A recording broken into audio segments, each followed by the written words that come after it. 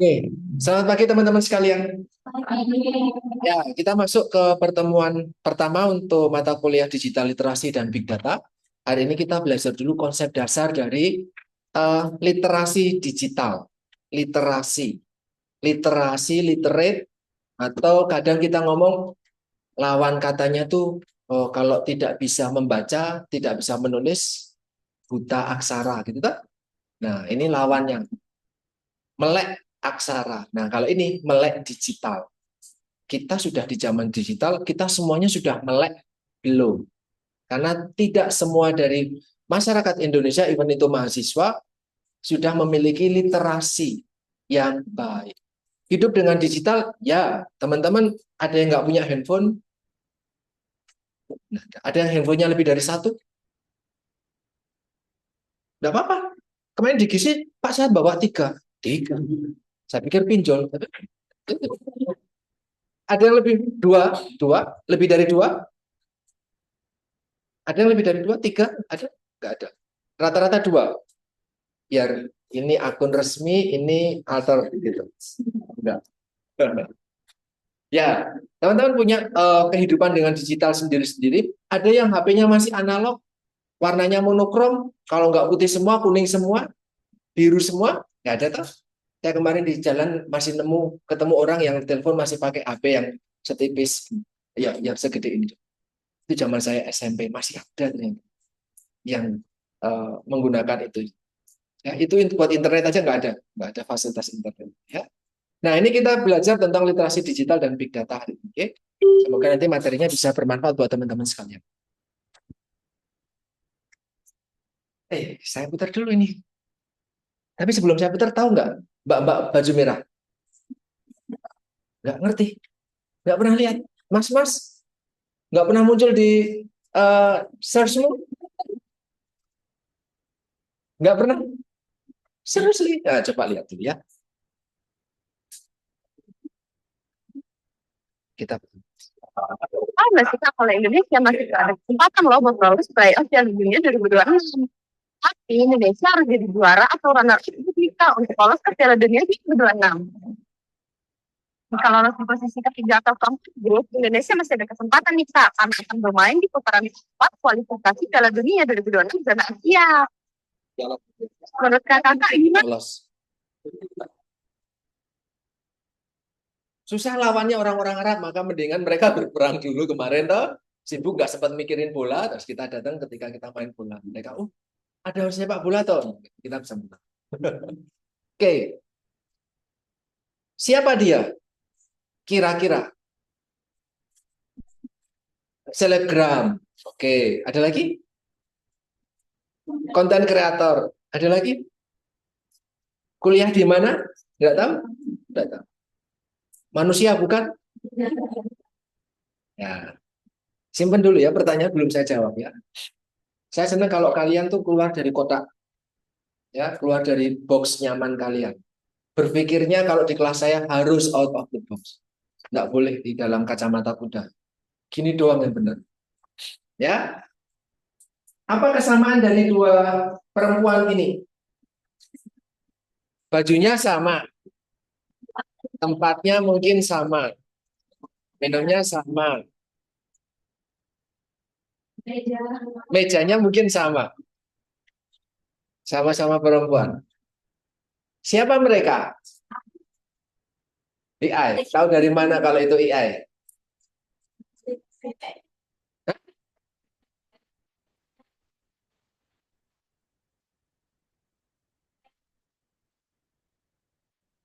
Apa ya sih, Mbak?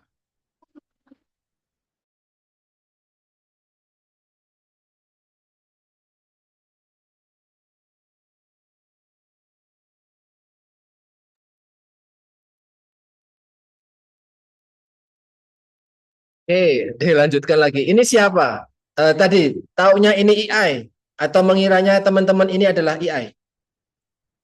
Selain itu,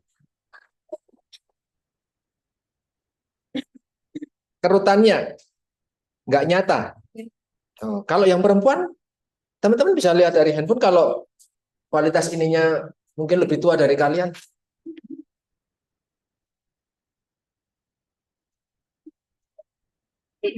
Apa? Apa sesuatu yang membuat kalian lah kecuali watermarknya bahwa itu bukan manusia.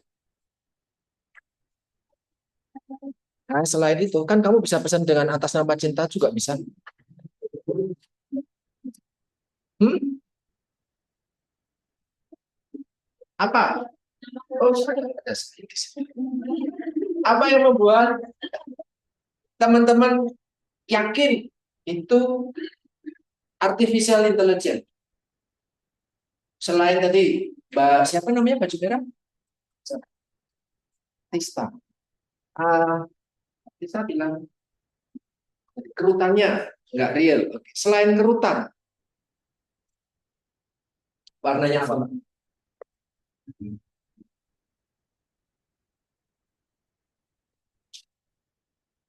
Bisa nggak dibikin lebih soft? Apa yang membuatnya dia jadi lebih soft? Bagaimana caranya biar jadi lebih soft? Edit fotonya. Ah, saya sama kalian lahir tahun berapa tuh? 2000, 2005. 2006 gitu ya. 5 dan 6 ya. 20 tahun yang lalu. 2006 tuh saya kelas 2 SMA. Kita tuh selisih hampir 16 tahun. Tapi kok kalian nggak ngerti ya? Bagaimana cara mengedit dia? Ini saya bilang, saya sama kalian nggak boleh ada gap. Kita hidup di era digital yang sama. So kejar. Kalau kalian masih ketertinggalan dalam tanda kutip. Bagaimana biar bisa bikin kalau itu AI gambarnya lebih real, lebih soft, kerutnya lebih natural, ngedit. Apa? Promnya yang dibenerin, promnya yang dihalusin. Selama ini teman-teman ada yang masih punya Facebook? Satu, Mbak Tista. Dua, masih main? Enggak. Siapa yang masih main? Enggak. Kamu tahu di Indonesia, ada main Twitter, sorry X, masih aktif. Apa yang beberapa waktu lalu tren bahwa selama ini orang-orang di grup Facebook ketertinggalan, om-om, tua, geek, nerd, nggak jelas. Tapi justru di Indonesia di grup Facebook lah prom-prom itu dikembangkan. Kemarin kalau teman-teman mengikuti ya tergantung siapa yang kalian ikuti ya sama niche-nya kalian di sosial media. Di Twitter kemarin disampaikan banyak orang-orang Facebook bikin grup isinya AI terus mereka berlomba-lomba bikin prom dengan karya yang serealistis mungkin. Oh ini nggak real, oh ini sangat real dan mereka berlomba. Kreativitas yang nggak ada dan belum saya temukan di sosial media yang lain. Justru dari orang-orang Facebook. Ya, mereka punya grup tersendiri soal itu. Ya, ini adalah dua perempuan ini adalah hasil karya dari AI. Yang satunya buatlah video dengan perempuan duduk di Starbucks malam hari, dia menggunakan kerudung biru, bajunya hijau, lengan panjang, tersenyum genit, mata tertutup satu, kopi ditaruh di depan mukanya, kopi tersebut tertulis sekian, strawnya warnanya hijau, apapun. Wanitanya muda, usia 18 tahun, kulit sawo matang, lengkap. Prom yang satunya semuanya sama, tapi bukan wanita 18 tahun, wanita 70 tahun. Cuman itu aja yang berbeda, hasilnya beda. That's why ketika kalian lihat secara makro, orangnya nampak sama, duduk di tempat sama, bajunya sama, dan mungkin nampak seperti keluarga kumpul bareng. Tapi ternyata prom yang membedakan. Apa itu prom? Ya, silakan teman-teman belajar lagi. Sekarang kita hidup di era AI, banyak sekali aplikasi yang bisa membuat banyak sesuai harapan kita. Paling simpel ChatGPT. Saya pernah tidak bisa saya pernah ngonangi mahasiswa skripsi ketika saya menguji di GISI. Kamu pakai ChatGPT ya, Mbak? Oh iya, Pak. di ujian skripsi. Hapus, ganti. Karena saya tahu itu dari ChatGPT. Kemarin mahasiswa gizi juga ada yang bikin ChatGPT angkatannya kamu. Di tugasnya mata kuliah patuh. Saya tahu itu. Boleh nggak pakai ChatGPT? Boleh, nggak apa-apa. Di dalam edukasi boleh nggak? Di dalam pendidikan boleh nggak? Boleh aja. Tapi jangan sampai itu sumber satu-satunya dan kamu hanya mengandalkan itu. Otakmu lah yang tetap harus digunakan. Nah, ketika kamu minta di ChatGPT, buatlah bla bla bla, itulah yang disebut dengan prompt, perintah. Nah, oke. Mbak ini baju merah, dia di branding dengan nama, kalian di Instagram bisa cari Lentari Pagi. Semua orang, wow, seksi, cantik, kenalan dong, bla bla bla. Kegocek semuanya. Itu adalah AI. Itu adalah ya tidak benar-benar manusia. 0% manusia. Tidak real. Di Indonesia, di dunia tidak ada yang namanya Lentari Pagi. Dia di branding sebagai keturunan Indonesia Belanda. Tampilannya seperti itu. Kegocek, kalian juga kegocek? Ya, nggak ada itu. Kalau kamu tadi, oh itu IE Pak, kenapa? Karena ada watermarknya. Ya, kalau nggak ada watermarknya, kegocek duluan. Ya, tak? Pernah beberapa hari terakhir orang-orang dengan tampilan seperti ini muncul di sosmed, di status WhatsApp, om-om, gitu ya. Bapak ibumu mungkin reshare dan yang lain, gitu tak? Kita lihat dulu. Kita ini masih jauh tertinggal. Iran saja punya rudal yang presisi, kita bantuan sosial saja salah sasaran. Nah, pernah dengar itu? Maksudnya bukan komunikasi simbah-simbah A, simbah-simbah B, pasien dengan dokter atau pasien dengan perawat, itu kan? Manusia atau bukan? Bukan. Promnya kurang halus, toh? Jadi suara sama gerakan mulut kadang nggak begitu sinkron. Tapi terbayang nggak ketika kemarin SMA teman-teman melihat video kayak gini? Sudah ada yang model seperti itu, terbayang atau belum? Belum. Zaman saya sekolah pun nggak ada istilah video seperti itu. Video ya kamu harus saya take betul-betul. Kalau tidak ya kita menggambar serealistis mungkin. Itu pun masih terlihat seperti hasil karya digital. Atau kalau film-film mulai dari punyanya klasternya Endgame itu punyanya siapa? Marvel. Itu kan semua CGI semua. Itu CGI sejak zaman Angling Dharma pun CGI itu. Kalau teman-teman ngikutin era saya SD zaman dulu mungkin masih muncul di sosial media dan yang lain. Indonesia tuh pernah bikin CGI, film-film sinetron CGI semua, tapi tidak sehalus Marvel ataupun DC dan yang lain. Itu semuanya AI semua. Mereka tidak benar-benar jatuh ke jurang ataupun ditabrak mobil dan yang lain, perang berdarah-darah dan meledak dan yang lain. Tidak betul-betul itu terjadi. Gitu ya, itu semuanya adalah IA. Nah, harusnya ini bukan sih. Oke. Kita sekarang masuk ke slide ini. Ada nggak dosen atau orang yang pernah menyampaikan ke kalian, hati-hati, pekerjaan perawat, pekerjaan gizi akan tergantikan oleh komputer. Pernah menyampaikan seperti itu? Ada yang pernah menyampaikan seperti itu ya? Jangan-jangan betul-betul tergantikan nih.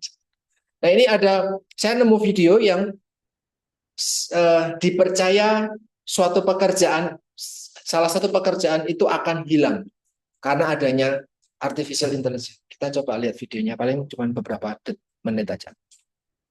Silakan diperhatikan dulu. And you don't speak the language. Let's take a look. Hi, Camilla.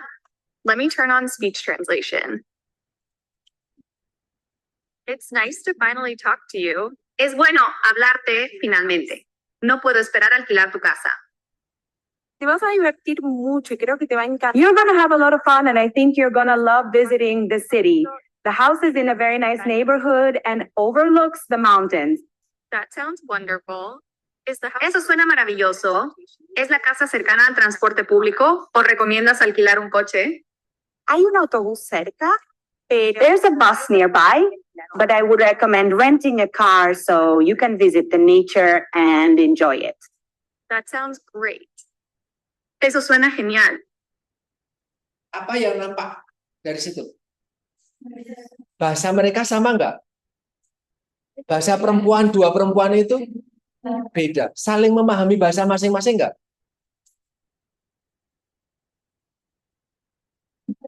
Yang satu pakai bahasa Spanyol, yang satu pakai bahasa saya tidak tahu itu bahasa apa. Mereka saling paham nggak bahasanya? Enggak. Tapi dengan aplikasi bisa saling paham. Karena ketika perempuan yang pertama menyampaikan dalam bahasa Spanyol, langsung tertranslate dalam bahasa Inggris yang dia dengar langsung. Terus yang dia merespon, misal pakai bahasa A, di perempuan yang pertama akan tertranslate dalam bahasa Spanyol secara langsung. Jadi kamu ngomong apa aja, saya tahu. Pekerjaan apa yang hilang? Penerjemah. Hilang. Dulu saya punya pengalaman kuliah di Portugal ketika S2. Kuliah, praktek, ujian, full in Portugis. Orang ngerti. Saat itu belum ada aplikasi seperti ini. Saya bisa survive nggak? Bisa, ini berdiri di sini. Kalau enggak kan saya sudah ditanggal, nggak kembali-kembali. Saya dulu pakai apa namanya, translator. Zaman saya sekolah, kami translatornya masih kayak kayak kalkulator itu, Alphalink mereknya. Teman-teman pernah tahu nggak? Kita gapnya jauh banget soalnya. Dulu ada translator, salah satunya mereknya Alphalink, modelnya bentuknya seperti kalkulator. Kamu ngomong apa, silahkan diketik, nanti akan ada penjelasannya berjalan. Era itu udah lama banget, dan kami ngetiknya seperti apa bingung. Kemudian muncul aplikasi namanya translator. Ya, saya pakai dari iPhone ada translator. Dosennya ngomong apa, saya capture, saya record. Terus kemudian muncul di tulisan. Sekarang juga kayak gitu tuh. Sehingga saya bisa survive. Dosennya ngomong dalam bahasa Portugis, ujian dalam bahasa Portugis, presentasi dalam bahasa Portugis, saya tetap bisa memahami dengan karena bantuan aplikasi itu. Bayangkan jika tidak ada aplikasi itu, wah, saya harus buka kamus tebel, ngomongnya sepatah-sepatah aja. Kan nggak mungkin dong ngomong sepatah-sepatah. Sekarang ada yang nggak gitu. Dan itu akan hilang. Salah satu pekerjaannya. Ya, karena sudah akan tergantikan dengan artificial intelligence. Nah, terus kemudian saya nemu gambar ini. Bisa nggak kira-kira dengan prompt, hey ChatGPT finish this building. Bisa nggak? Sesempurna promptnya, bisa nggak? Nah, bisa apa? Apa pendapatmu, Mbak? Ini saya tanya. Kenapa?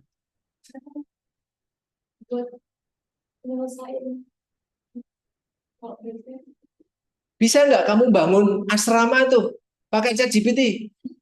ChatGPT, sesempurna apapun promptnya, bisa nggak asrama itu jadi? Bisa lah. Bandung Bondowo saja minta bantuan jin.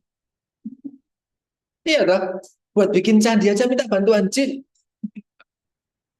Nggak semua pekerjaan akan hilang dengan ChatGPT. Apalagi pekerjaan yang memang membutuhkan hasil karya outputnya secara fisik jelas. Semua yang ada di AI masih ada di layar komputer dan gadget. Belum ada di fisik, kecuali printer digital. Kan ada tuh printer digital itu di Belanda, ada printer digital sudah bangun rumah.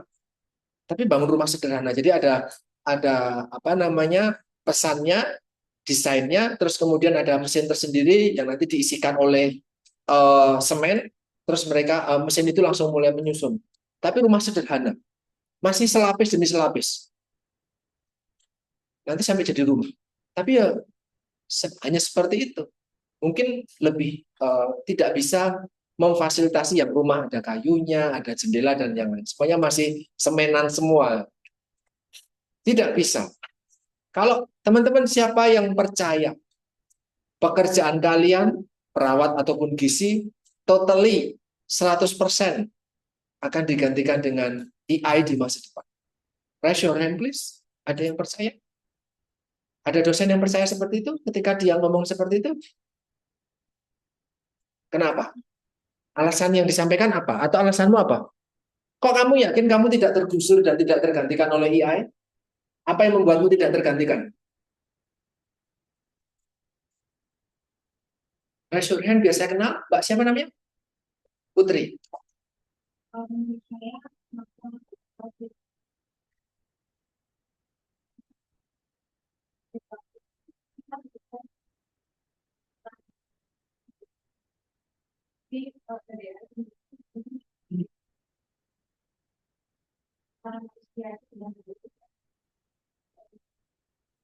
Ada lagi selain Mbak Putri?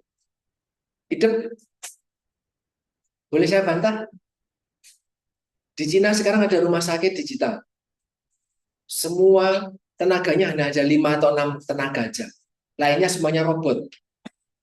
Kamu datang kayak di mesin, kayak di film-film sci-fi, scientific fiction. Kamu datang sakit terus nanti akan dioperasi dan dirawat semuanya dengan robot. Hanya paling ada 5 sebagai operator aja. Dokternya semuanya robot. Dan bicara tentang hati nurani, pernah menggunakan telemedicine? Pernah? Ada yang pernah berobat dengan telemedicine? Belum? Belum pernah sakit? Belum pernah menggunakan itu sama sekali? Pernah, Mas pernah ya. Kamu percaya yang menjawabmu adalah manusia? Ada botnya. Pernah kayak Telkomsel atau apapun itu loh. Bintang, titik, pagar, itu nanti ketik satu dan yang lain itu. Kalau sekarang kan tinggal nulis aja nanti akan terbalas secara otomatis. Pun dengan aplikasi telemedicine. Ya, dan sudah ada prompt-nya bahwa ketika kalian menuliskan kata-kata yang bernada mengarah ke suasana hati tertentu, maka nanti botnya akan menjawab dengan lebih manusiawi. Pernah terpikir enggak playlist Spotify kalian, YouTube kalian itu kalian puter random tapi lagunya sangat mendukung setiap yang kalian pilih tanpa kalian minta. Kok ini sih? Kok ini sih? Itu semua ada prompt-nya. Ketika kamu memilih lagu yang sendu, Mangu tapi bukan versi Aziza. Karena kalau versi Aziza kan bukan sendu lagi ya. Jadi ini goyang kamu kan. Maaf ya, saya mencoba untuk masuk ke kalian. Jadi kalau kalian merasa ngomong apa sih, mungkin kita circle-nya beda. Ya, kita main di dunia yang berbeda. Ketika kalian pilih modenya sendu, maka nanti selama kalian muterin itu isinya sendu semua, walaupun itu acak. Itu karena sudah tersetting seperti itu. Kalian putar lagu pagi yang semangat, itu kayak para pekerja-pekerja itu kan butuh semangat di pagi hari itu. Mbok sampai siang isinya itu terus. Buka YouTube semua langsung rekomendasinya seperti itu semua. Ya, itu namanya algoritma. Oke. Jadi kita nggak bisa ngomong kita berkarya dengan hati nurani. No, artificial intelligence sudah dibikin sesuai dengan hati nurani sekarang. Kalau kalian berchat dan yang lain, saya marah karena ini. Keyword tertentu ketika itu muncul, maka akan dibalas dengan serupa. Kalian bisa buktikan dengan cara, silahkan punya 2 handphone atau berjejeran, kalian chatlah telemedicine itu dengan kondisi yang berbeda. Responnya akan berbeda. Ya, itu sekarang jadi tidak bisa. Tapi apakah tergantikan? Saya pikir enggak. Itu juga mesin buatan kita. Selama otak kita yang bekerja.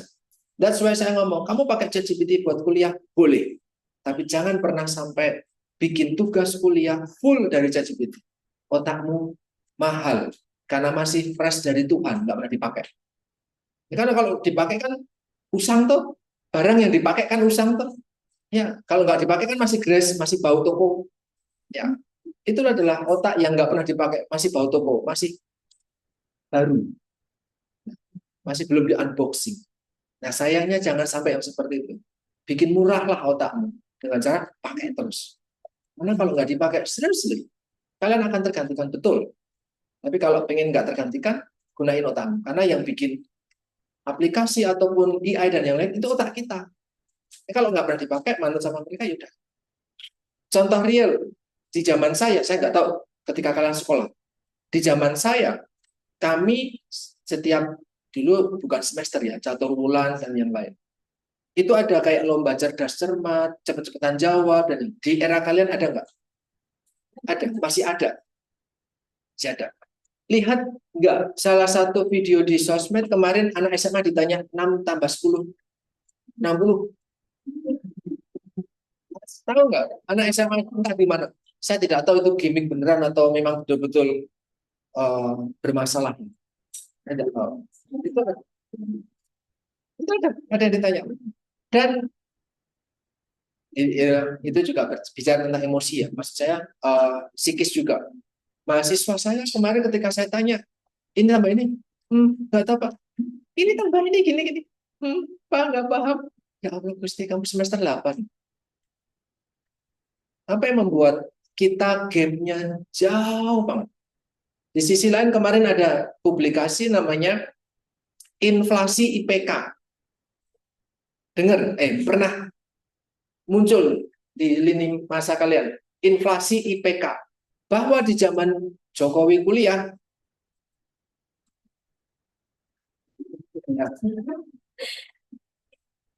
IPK mahasiswa saat itu ya 1, 2. Sekarang apa itu IPK 1,2? Minimal 35, 38, 44. Ada inflasi IPK. Jadi makin cerdas sebenarnya orang semakin ke sini. Tapi sayangnya belum tentu. Karena kalau Mas baca materi tentang atau inflasi IPK tadi, itu sebenarnya karena by setting. Dosennya ngasih nilai baik pada mahasiswa yang ya sebenarnya belum bisa diberikan nilai baik. Kalau di zaman dulu kamu jelek ya jelek. Tapi kamu perform aja udah. Ini ada kayak gitu. Ada nilai kasihan dalam tanda kutip. Itu yang menyebabkan mahasiswa saat ini nilainya tinggi-tinggi semua, tapi sebenarnya kapasitasnya nggak seperti itu. Itu kalau baca beritanya. Itu belum ada 1 minggu ini Pak berita tentang hiperinflasi IPK di Indonesia. Ya, ini karena bisa jadi karena semua kita minta bantuan. Dosennya hanya membaca tugas kalian, bagus nih, gitu kan? Bagus nih, kan mahasiswa kreatif ya. Ternyata semuanya template. Ya, saya harap teman-teman nanti tugas saya nggak ada yang dibuat seperti itu. Tapi teman-teman betul-betul ke lapangan. Oke? Oke. Hampir 1 jam kita cuman ngobrol nggak jelas ya.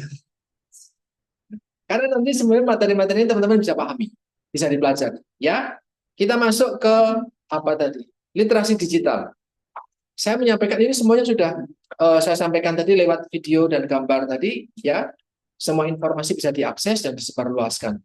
Kalau zaman mungkin kalian masih SMP atau SMA kemarin, kita di Indonesia hati-hati. Recheck dulu sebelum sebarkan. Karena waktu itu sebelum Telegram masuk, om-om, bapak-bapak, ibu-ibu itu di WhatsApp menerima sesuatu langsung share, bagikan. Kalau enggak nanti anak pertamamu meninggal. Langsung ketik 1, kalau enggak kiamat besok pagi ya semua ketik 1. Kita di Indonesia pernah di tahap seperti itu. Ketik 1 untuk terhindar dari ajal. Ketik 1 untuk amal ibadah. Kamu tidak tahu bahwa ketika postingan itu banyak yang komentar, itu postingan itu ada harganya. Ada rupiahnya kalau itu adalah advertising. Berapa orang nge-share, berapa orang komen, insight-nya bagaimana itu ada nilainya. Maka bikin sesuatu yang aneh aja, orang-orang akan ikutan, wah ini loh postingan saya bisa dijual sekian rupiah. Tapi kita nganggapnya itu lelucon atau memang betul-betul serius gitu ya. Tapi ternyata ada uangnya di situ. Oke, literasi digital artinya bukan cuma tahu dan pakai, tapi kalian bisa memilah. Oh ini benar, oh ini hoax, oh ini AI, oh ini enggak sesuai. Kira-kira yang sedang sangat meresahkan di sosmed apa? Terkait literasi digital. Minggu ini.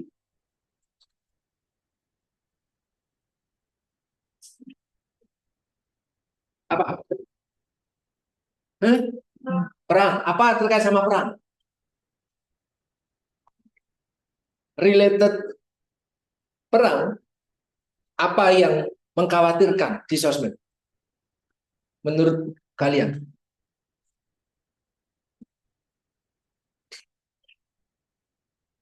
Muncul di setiap sosmed kalian tuh? Apa narasi yang dibuat? Bahwa perang tersebut bla bla bla bla misalnya. Apa? Yang kalian, karena ini ada berapa orang? 46 ya kalau keperatannya. 45 sama gizinya berapa Pak? 12 ya, sekitar 67 57. Pak 5 atau 57. 60, hampir 60. Ada 60 sosial media, saya yakin niche-nya beda-beda. Apa yang kalian baca dengan perang terbaru ini?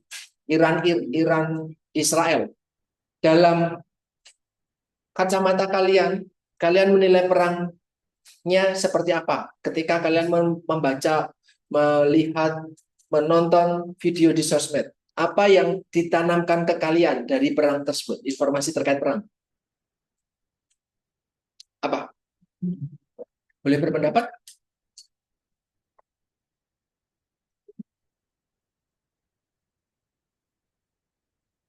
Apa?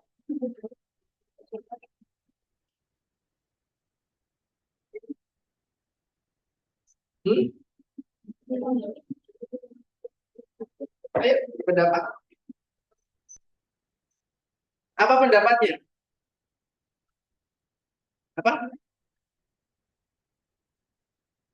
Kalau Indra dasarnya itu pulangnya yang serius itu ini Pak. Kalau saya juga tidak terlalu banyak yang ini itu dia bilang kalau Indonesia itu namanya aman dari perang corporate dari border itu karena Indonesia tuh nggak termasuk di NATO ataupun apa namanya nggak ikut non-blockade semacam itu. Sisanya bensin di jobs kita update for tiga kayak gitu. Ya, kalau kamu ngikutinnya di TikTok. Saya punya TikTok tapi saya sus dengan TikTok ya. Saya nggak begitu percaya dengan TikTok kalau saya. Tapi teman-teman silakan, kalian boleh punya pendapat karena di TikTok semuanya jago. Lagi ngomongin perang, dia jadi ahli perang. Lagi ngomongin gimmicknya Pasya sama Angga, terus jadi ahli itu, gimmicknya ini jadi ahli ini ya gitu. Itu baru kemarin tuh. Jadi kalau kalian Pak ngomong apa sih, circle kita beda. Nah kita aja ya.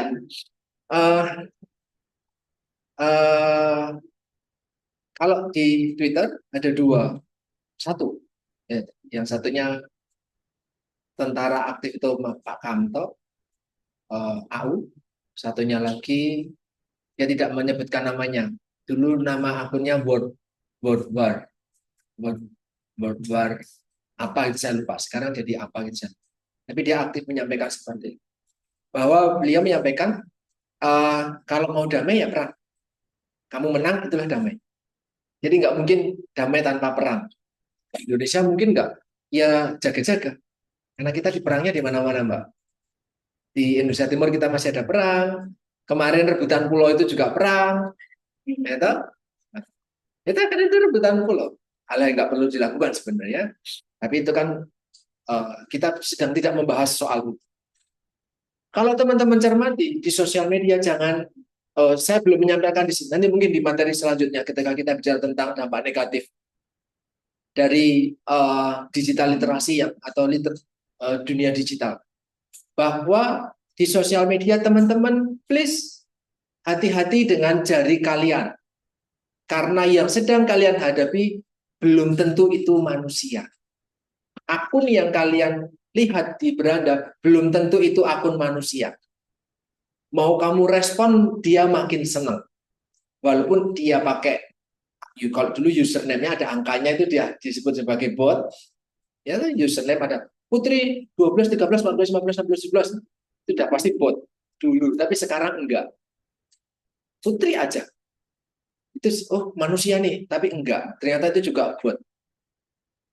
Botnya isinya apa? Bisa jadi tampilan video perang, entah dari kapan tahun, entah itu film, entah itu AI, dinarasikan sebagai Iran menggempur warga Israel menangis, atau Iran membunuh atau mengebom rumah sakit di Israel mengebom rumah sakit di Gaza dan yang lain dan yang lain. Kalian perlu cross check betul. Kalau tidak, ya sudah dinikmati aja.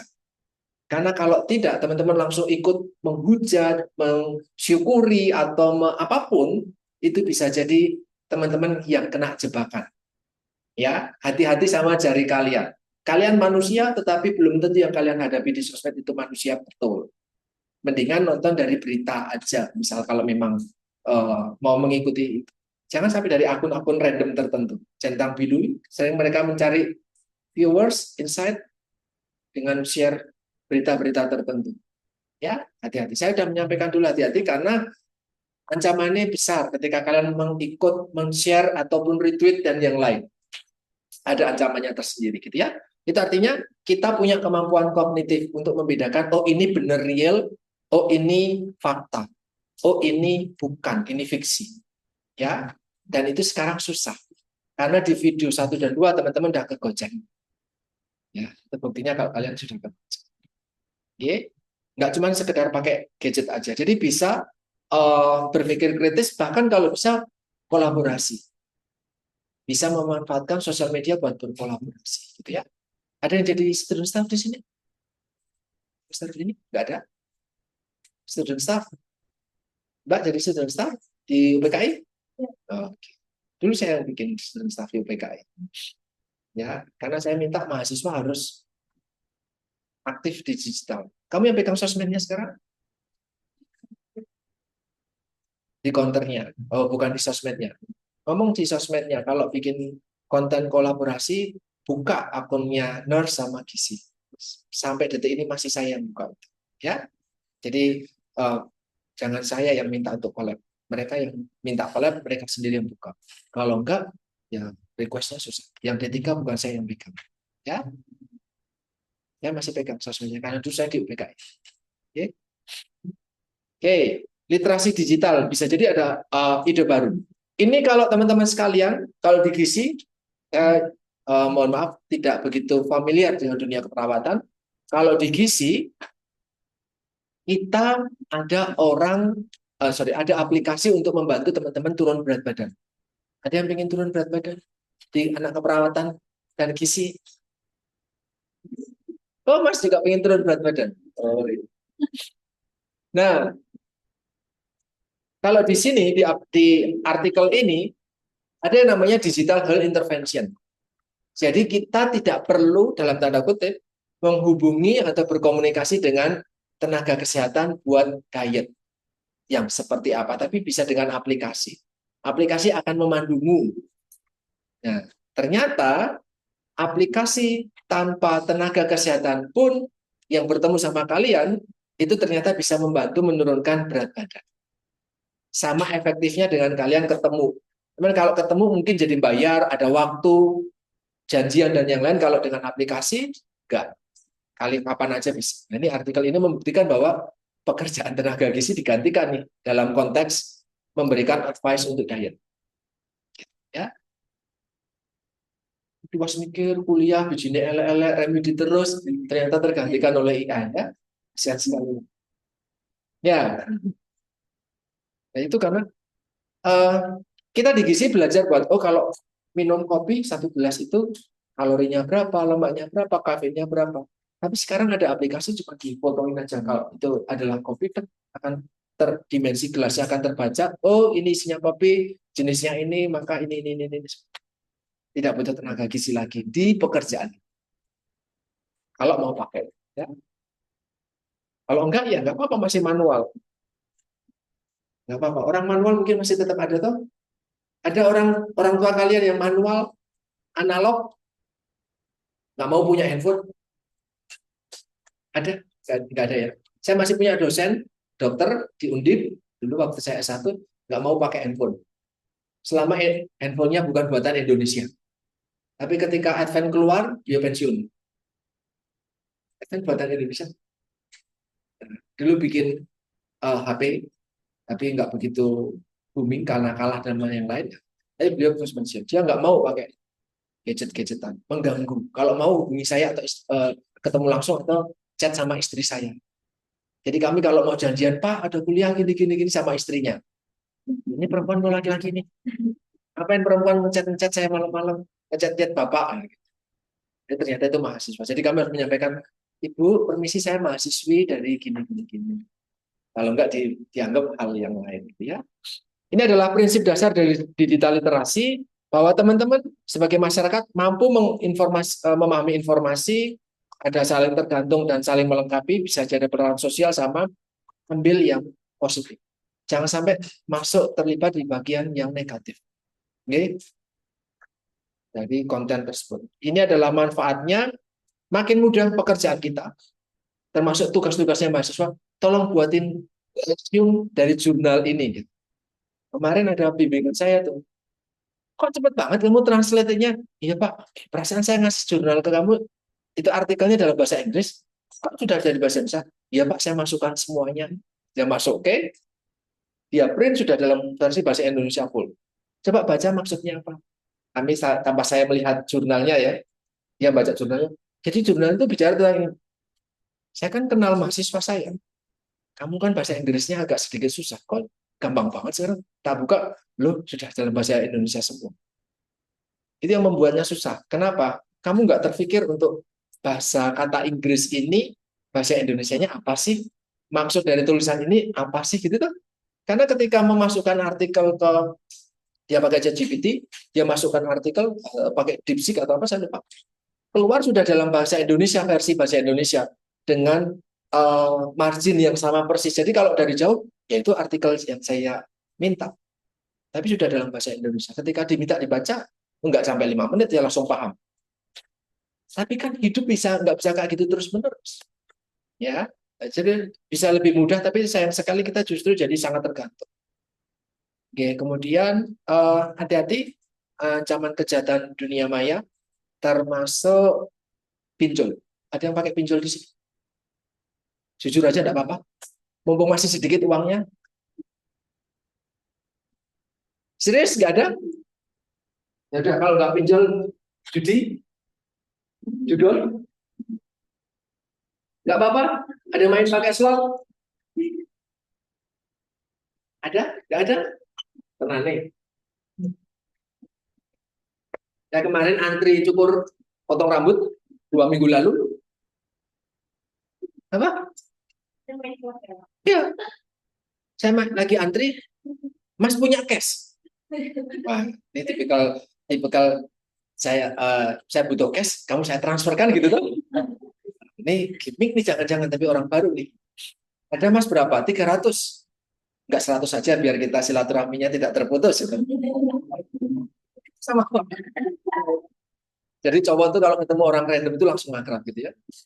Beda sama cewek pikirnya sih gitu. Tapi kalau cowok 300 Mas. Oke.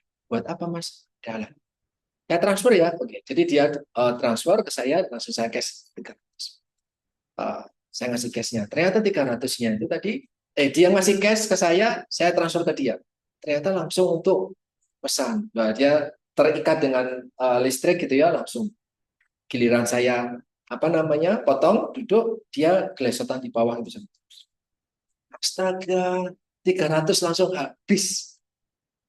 Potong rambut aja belum selesai, 300 langsung habis. Langsung, mana lagi? Mas masih ada? Wah, saya udah mau pulang nih Mas, sudah malam. Jadi secepat itu uang hilang. Kalian percaya judi online bisa membuat kalian kaya? Nah, judi online itu sudah disetting bahwa ketika kalian main, kalian pasti menang di awal. Pasti. Pasti itu. Tidak mungkin tidak. Pasti. Jadi kalau di cowoknya berapa tuh? Dua doang. Dua doang. Gak ada lagi. Di B ada juga.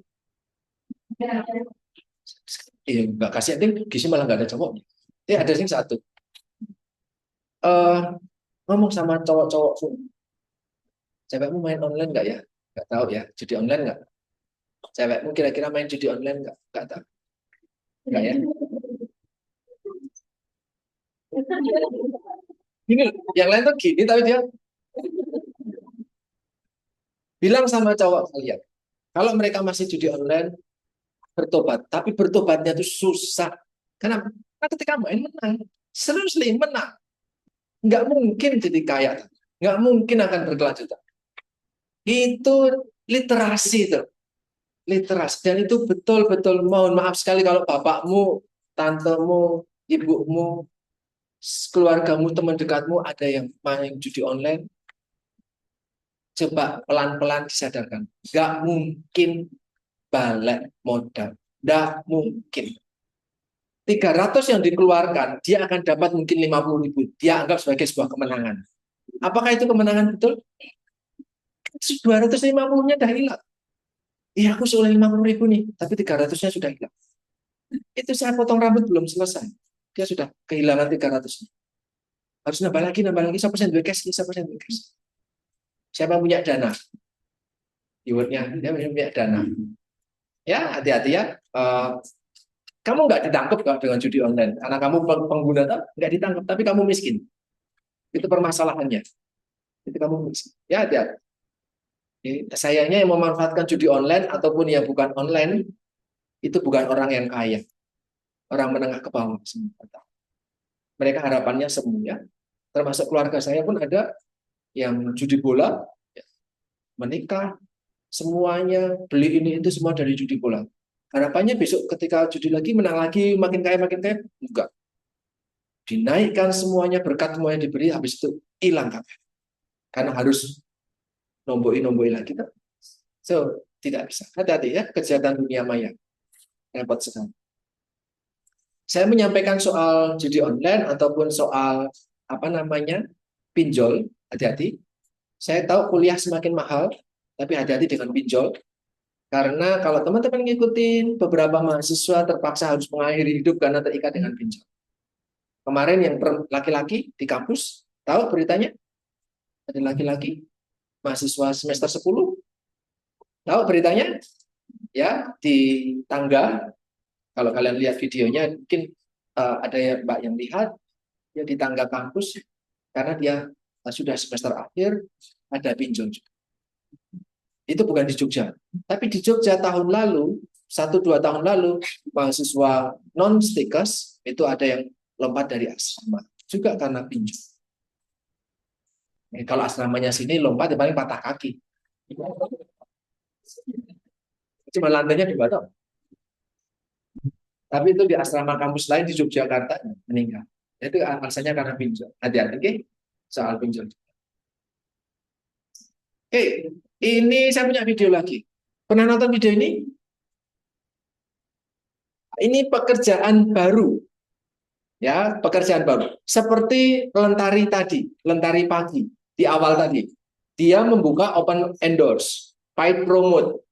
Jadi dia dengan visual yang cantik, menarik, kamu bisa menawarkan produk kecantikanmu ke dunia digital menggunakan jasanya Lentari pagi. Jadi dia seakan-akan menggunakan make up dan yang lain terus jadi bersih. Tapi apakah betul itu? Enggak lah, digital AI kok suruh pakai make up. Tapi itu yang terjadi di Indonesia. Jadi dia dipromot atau menggunakan dijadikan sebagai influencer. Termasuk berita ini. Silahkan dilihat dulu. Ada yang kenal nggak influencer ini? Dia gajinya 166 juta per bulan, tapi dia bukan manusia. Namanya Aitina Lopez. Dia ini influencer yang terkenal karena dia ini adalah buatan alias dibikin oleh AI.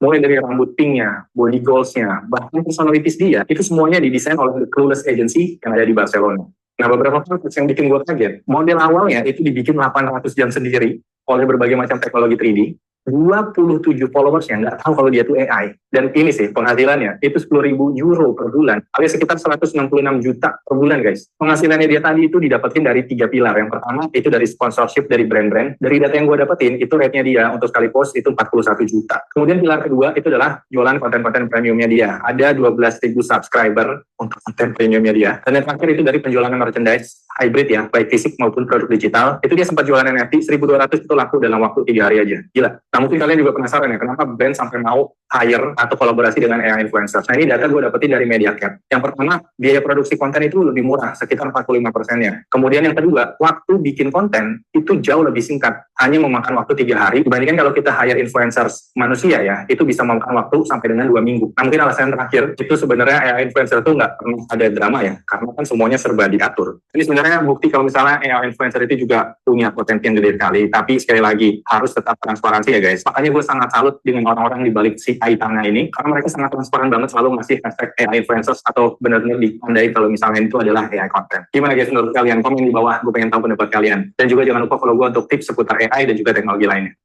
Pak, nggak seperti AI, sangat real, promnya halus banget.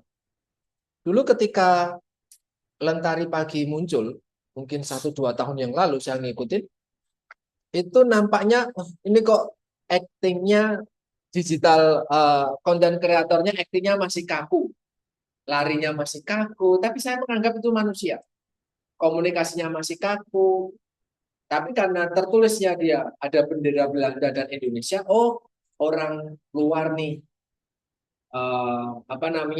half blood dari Eropa nih, mungkin bahasa Indonesianya belum begitu lancar, tapi ternyata itu setting.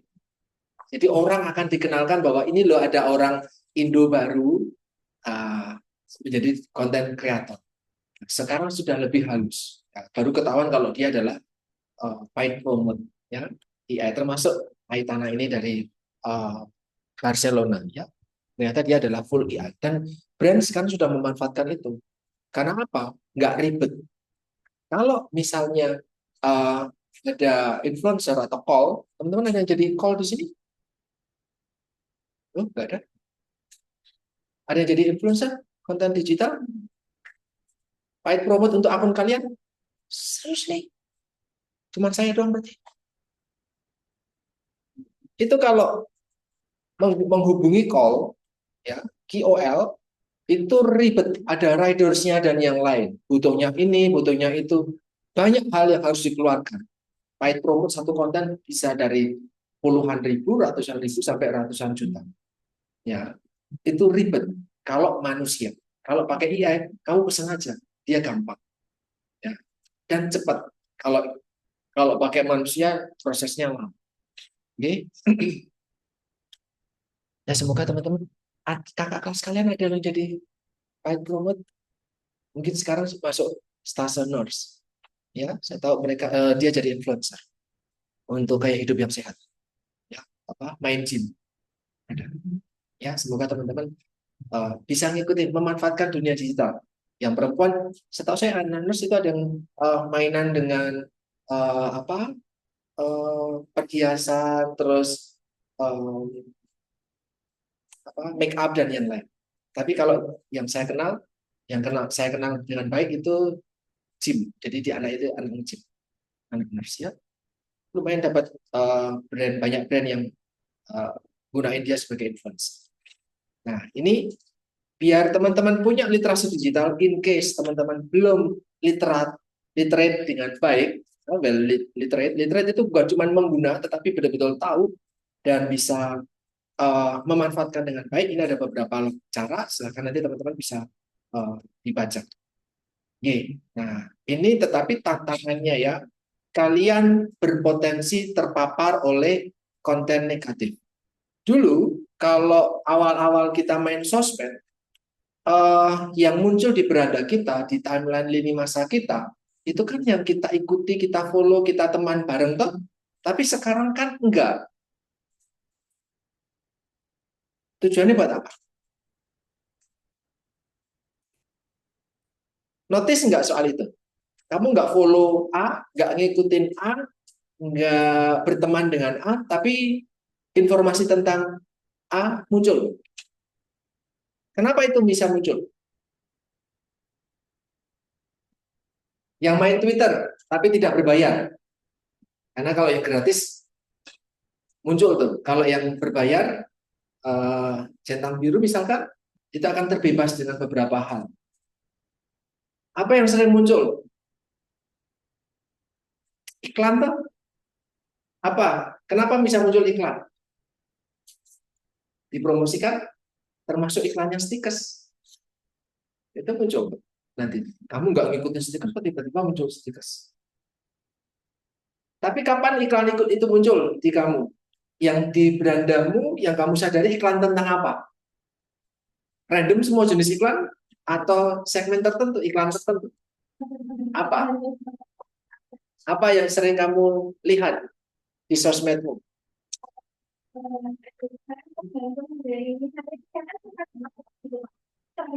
Ada e-commerce-nya.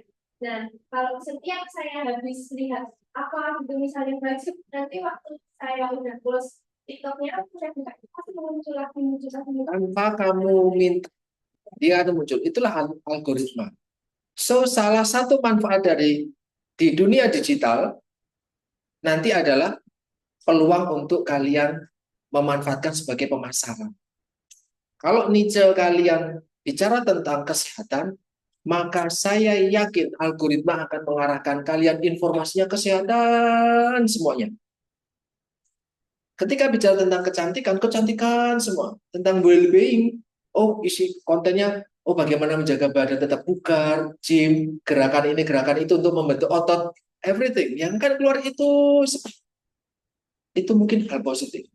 Tetapi hal negatifnya ketika kalian bicara menonton muter-muter perang, munculnya perang semua. Ketika kalian mau kontennya isinya misalkan apa namanya, misalkan kemarin soal Pasya sama Angga, maka akan itu terus konflik-konflik itu terus yang akan keluar. Bahkan kalau di Twitter ada komunitas marah-marah, isinya keluar itu semua. Asal kamu nggak ikut, tapi kamu ngikutin tuh apa namanya thread-nya, langsung keluarnya itu terus. Itu yang membuat kalian nggak keluar dari zona nyamannya. Kalian nggak akan dapat info lain selain oke. Ada yang ikut komunitas marah-marah di Twitter? Mbak, ikut marah-marah kami terus ya? Non ya? Seru tuh ngikutin marah-marahnya orang, tapi jangan sampai kamu ke-trigger juga ikutan marah. Ih, gregetan nggak sih? Ada pembantu disuruh makan kotoran anjing karena lupa nutup pintunya. Tahu beritanya? Oh, belum sampai kamu ya? Ya. Sudah ketangkep tapi. Dua perempuan memukuli ART-nya, dijeli sama kotoran anjing karena dia lupa tutup pintu anjing. Kamar, pintu kandang. Oke, ini berita yang cukup mencengangkan. Ya, kalau di PPT yang saya PDF kan nggak bisa ditonton. Dia ngapain sih SCTV di screenshot gitu kan? Ini ada beritanya. Kita lihat dulu beritanya. Modus kejahatan makin di luar nalar. 3 gubernur menjadi korban video deepfake yang dibuat dengan teknologi AI. Hasilnya, 3 tersangka sukses menipu sedikitnya 100 korban. Ini perhatikan dengan teliti perbandingan video Gubernur Jawa Timur Kofifa Indar Parawansa ini. Yang sebelah kiri adalah video asli. Sementara yang sebelah kanan adalah video manipulasi hasil buatan teknologi AI yang narasinya menawarkan penjualan sepeda motor murah sebagai amanat gubernur. Ada juga versi Gubernur Jawa Tengah Ahmad Lutfi serta versi Gubernur Jawa Barat Deddy Mulyadi.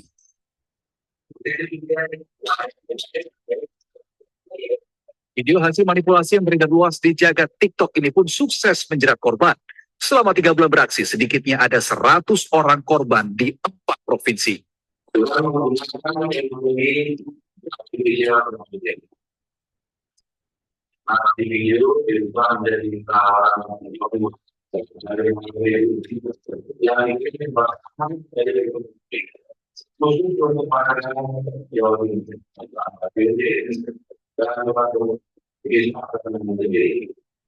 Tiga tersangka warga Pangandaran kini harus mempertanggungjawabkan perbuatannya di balik jeruji. Polisi menyita barang bukti berupa ponsel, uang tunai, serta akun palsu yang dibuat ketiganya.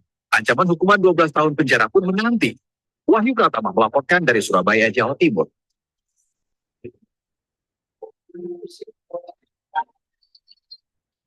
500.000, tapi ternyata ada yang beli, ketipu, ya, ke Gojek. Ya hati-hati, oke? Teman-teman mungkin besok tawarannya hal-hal yang lebih relate sama kalian. Mau skripsi mudah, 100.000 jadi.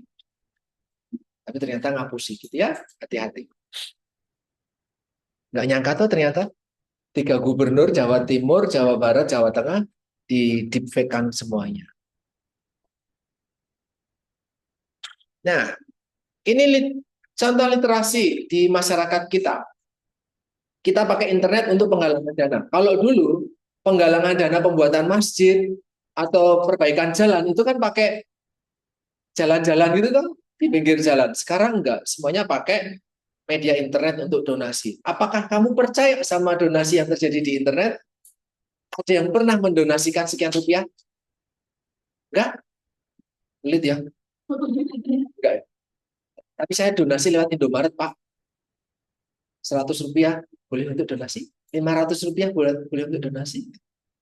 Ya pastikan itu tertuang di struknya. Karena kalau nggak tertuang di struknya, itu buat kasirnya. Ya, ya.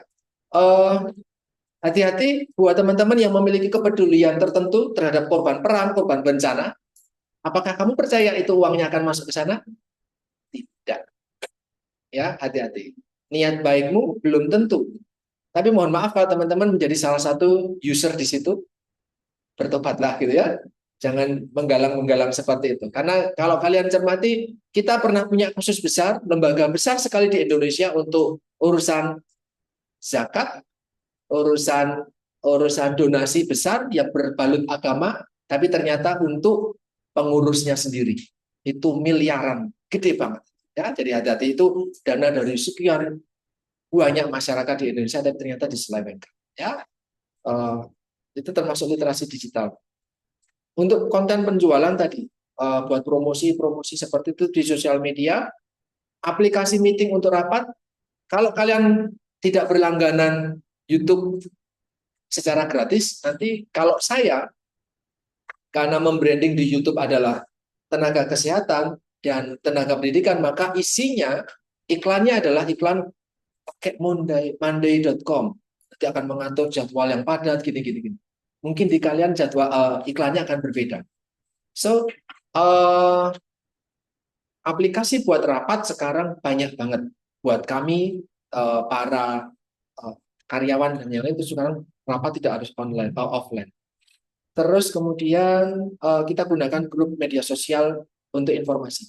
Kayak tadi semalam saya nge-share teman-teman nge-share jangan lupa kuliah gini, semuanya sudah menggunakan sosial media. Kalau dulu saya ketika kuliah S1 di Undip, sistemnya jaringan komunikasi. Jadi kita punya daftar presensi dosen atau misalnya Mbak di depan sendiri ini presensi nomor 1. Kamu akan menghubungi dosen kalau ada jadwal list seperti chat tadi pagi gitu ya. Terus dia akan ngirim SMS 160 karakter Pak. Nambah 1 aja udah bayar 2 kali lipat. Ada yang masih pakai SMS? Nggak ada ya. Ngirim ke nomor 2.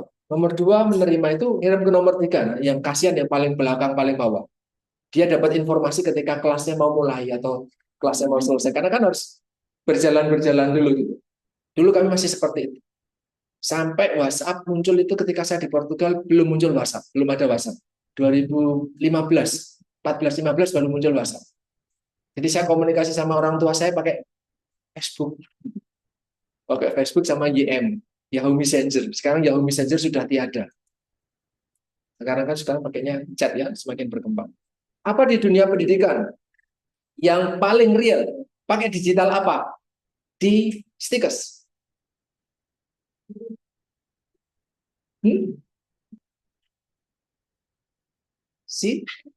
Simpariku. Apa yang kamu menyampaikan itu termasuk digital literasi penggunaan itu di pendidikan? Apa yang bisa dimanfaatkan dari situ? Semuanya toh, status kalian, bimbingan kalian kalau bisa semester atas, bimbingan janjian dengan dosen, materi kuliah, ujian-ujian juga semuanya pakai itu toh. Ya, kalau zaman saya enggak, semuanya masih paper. Kalau mau informasi tertentu, kampus cuma nempelin di dinding, di kantor akademik, ditempel informasi. Akademik nggak akan woro-woro, enggak. Lihatnya pengumuman, enggak. Yang penting udah ditempel aja. Kamu nggak lihat, salah siapa kamu nggak mengunjungi kantor. Itu ketika saya dulu kan. Kok sekarang kan enggak. Dikasihnya ke PJ mata kuliah atau ketua kelas atau apa. Lebih mudah. Ya. Di bidang kesehatan. Indonesia. Apa? Literasi digital yang dipakai di dunia kesehatan.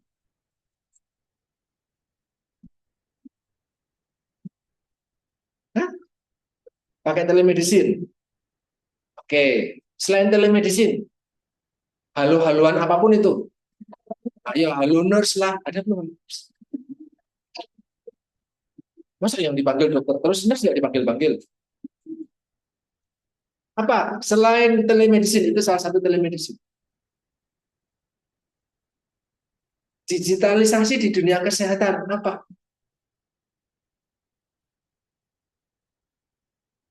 Yang paling real, apa? Paling dekat dengan hidup kalian? Apa? Mbak? Ada yang beberapa bulan ini sakit? Pernah sakit dalam beberapa bulan ini?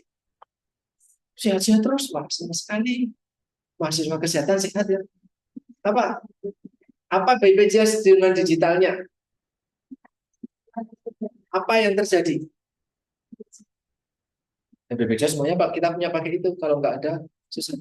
Tapi apa? Digitalisasi di dalam BPJS, JKN, etc. Apa digitalnya?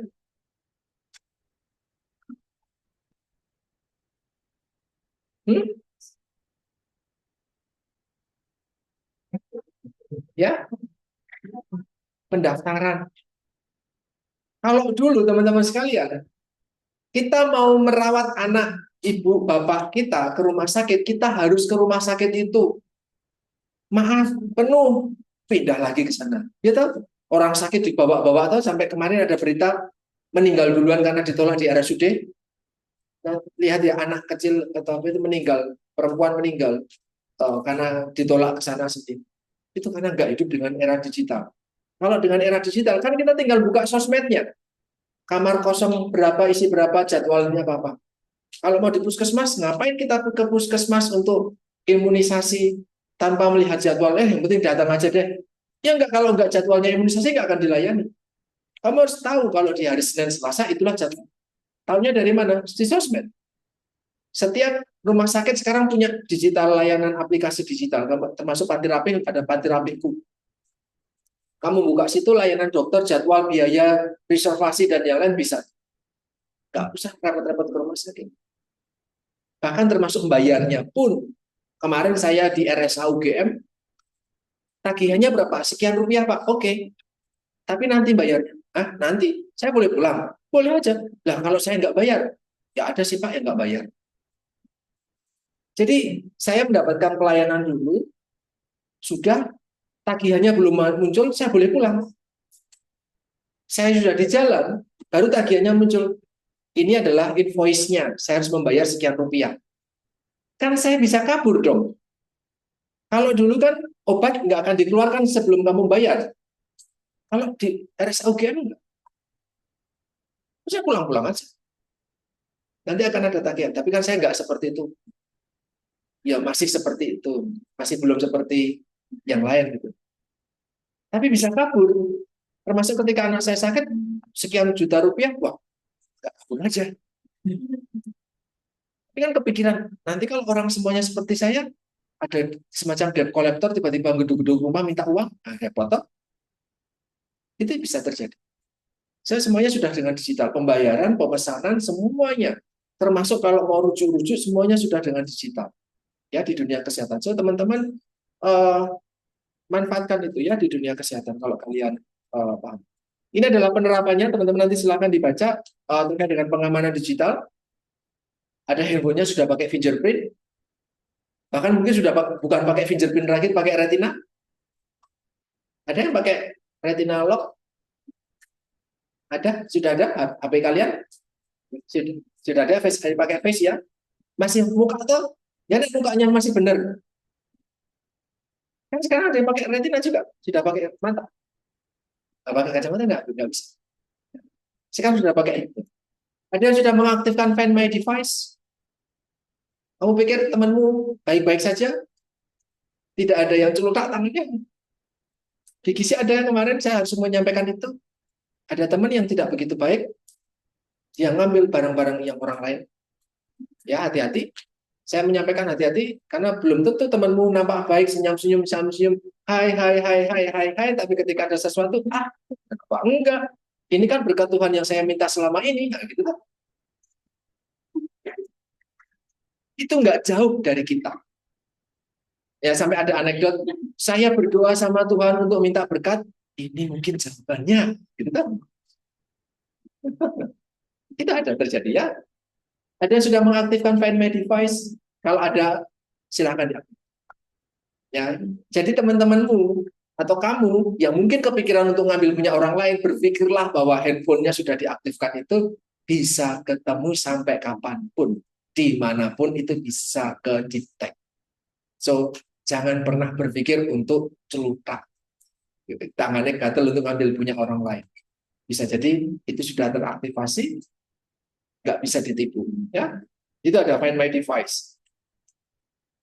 Ada pakai OTP, one time password. Ya, kalau nggak pakai itu, berapa akan expire dan yang lain dalam jangka waktu tertentu, yaitu termasuk pengamanan digital. Ada scam, ada phishing, hati-hati. Maaf, anak laki-laki Anda masuk ke rumah sakit ini baru kecelakaan, ibunya langsung khawatir, padahal anaknya perempuan. Itu karena membacanya laki-laki itu tidak pernah terjadi. Ya, seorang ibu sampai harus jatuh sakit karena tahu dikabari anaknya laki-laki masuk rumah sakit. Baru sadar anaknya itu perempuan, bukan laki-laki. Ya, hati-hati. Termasuk phishing kalau ngeklik tertentu, ngeklik, kalian nggak punya akun bank tertentu, tapi kok tiba-tiba, kalau dulu kan selamat Anda mendapatkan hadiah, gitu toh. Kalau sekarang mungkin bukan selamat Anda mendapatkan hadiah. Kalian buka itu aja, semua data akan terambil. Hati-hati. Ya, itu namanya phishing. Tanpa kalian sadari. Kalian punya akun bank BBA misalnya, BBI, kita aja biar enggak, karena saya record, itu saya kena pasal. BBI, ada chat juga dari BBI tersebut, tetapi ternyata mungkin ada kata yang berbeda, nomor berbeda, kalian nggak sengaja nge-pencet, semua data kalian akan tersedot di sana. Kalau di HP kalian tersambung internet, kalau HP kalian ada password dan yang lain yang sudah digital. Kalau handphone kalian masih handphone analog, handphone jadul, nggak mungkin akan kena phishing. Karena nggak terbawa ke internet. Tapi kalau enggak, susah. Ada yang keluarganya nggak pakai pinjol, tapi kalian kena ditagih. Pernah dengar ceritanya? Soal pinjol nggak dibayar, terus kalian ikut-ikutan suruh mengingatkan temanmu untuk segera membayar?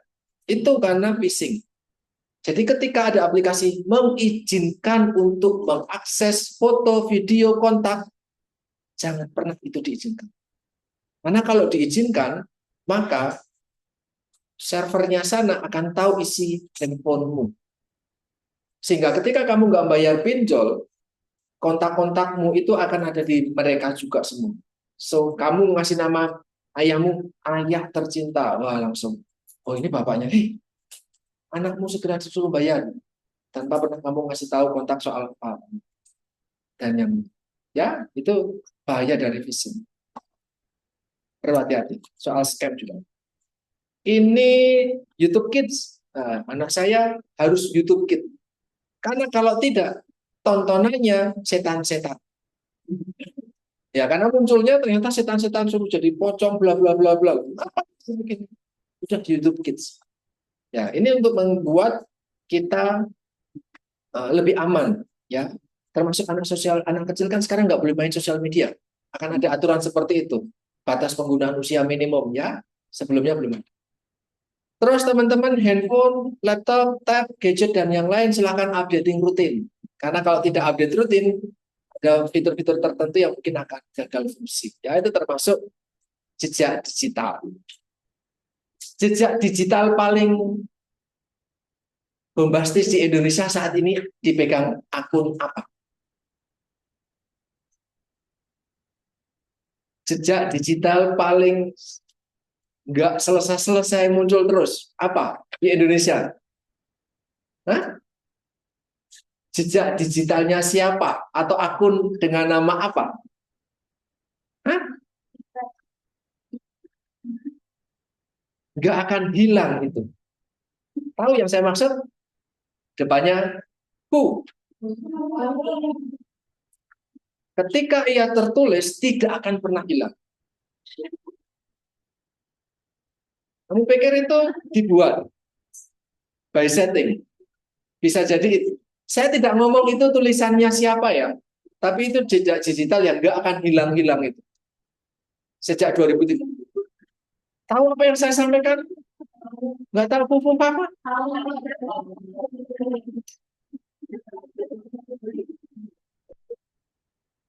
Itu tidak dibikin kemarin. Itu dibikinnya sejak sekian tahun yang lalu. Tapi jejak digital nggak pernah hilang.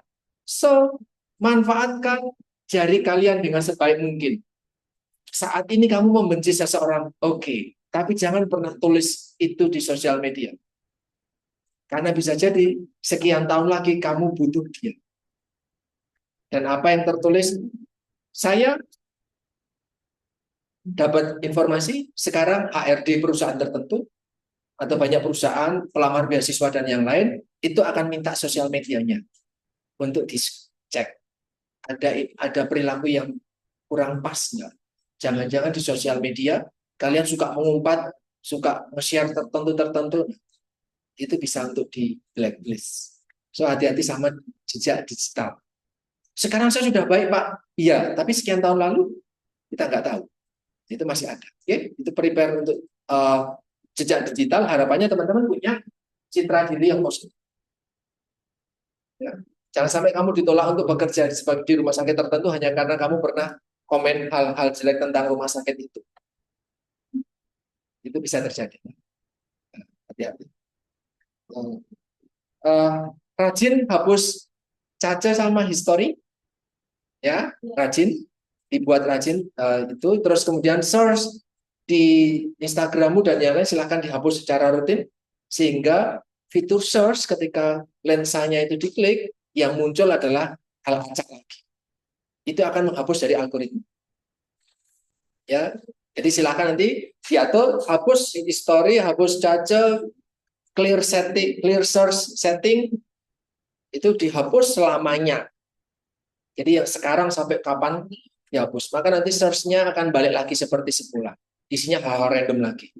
Tapi ketika kalian berlama-lama buka sesuatu dan baca sesuatu, kan algoritma akan mulai bermain. Nanti kamu suka topik itu tuh, nanti search-nya akan balik lagi ke topik itu. Hapus lagi, setiap minggu hapus lagi. Jadi informasimu nggak jenuh. Informasimu baru. Ya, itu termasuk literasi, pemahaman, dan hidup bersama aplikasi digital. Gitu, okay? Oke, ini singkat aja. Sekarang big data. Big data itu artinya datanya besar, banyak, macam-macam jenisnya. Ada karakteristiknya 5V, ya, mulai dari volume, velocity, terus kemudian verify, value, sama veracity. Kamu tahu arti velocity itu apa? Disimbolkan di fisika hurufnya V, V kecil. Apa itu? V kecil di fisika. S sama dengan V per T. Masih hafal tak? Oke, jadi ketika saya menyampaikan sesuatu, konteksnya sedang bukan ke tren joget velocity. Ya, di sini adalah kecepatan. Betapa cepatnya kita informasi bergerak di sosial media. Kemarin bicara tentang pasien dan enggak, sekarang sudah berbeda lagi konten. Sangat cepat. Jadi kalau kamu masih ngomongin itu terus kamu ketinggalan kereta, orang lain sudah ngomongin hal yang lain, gitu ya. Terus kemudian analisis dan yang lainnya adalah fungsi dari big data. Tapi yang saya harapkan teman-teman, sekarang penggunaan big data untuk e-commerce, untuk kesehatan, untuk keuangan dan pendidikan. Selain itu ada lagi di sini penggunaan big datanya banyak banget. Kalian nanti akan belajar big data. Dari saya kasih 2.500 data dan kalian cari minimal 75 data. Bisa apa kalian dengan data-data tersebut? Bisa ditangkap? Oke, itu yang bisa saya berikan ke teman-teman sekalian. Pas 8.40, 9.40. Ada yang mau ditanyakan? Dah, cukup? Oke, see you tomorrow di jam yang sama tuh, jam 8 juga. Oke. Kita ketemu lagi di pertemuan selanjutnya. Terima kasih. Selamat pagi.